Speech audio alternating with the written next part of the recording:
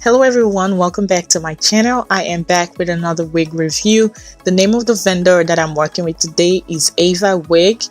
This is their Kinky curly full lace wig in 22" and 130 density. So it came in this box. Inside the box is the bobby pin, wig cap, and a nice Ava comb. So this is what the wig looks like straight out of the pack. If your wig looks like this, don't worry about it. Once you co-wash it, it's going to be really pretty and the hair is really soft. So yeah, I was a little scared when I saw the wig like this, but when I co-wash it, it was okay. So this is the inside of the cap. As you can see at the back, it has adjustable straps but no comb, and in front it has 3 combs. And also it came pre-plucked, so all you have to do is just bleach the knots and that's it.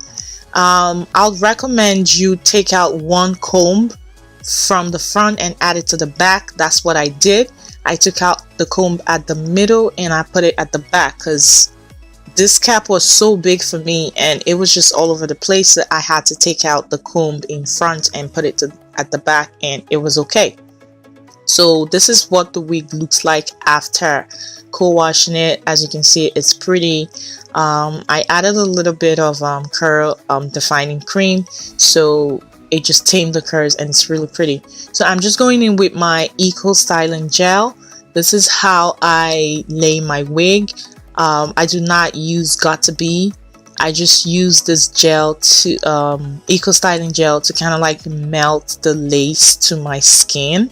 This is not to secure it or anything. This is just melting it down to my skin to make it look more natural. And now I'm just gonna go in to lay my baby hairs. Nothing special, and I'm using the same eco styling gel to do all of that. And then I am just gonna go on to style my wig after this. The rest of the video is pretty much self-explanatory, like I always say.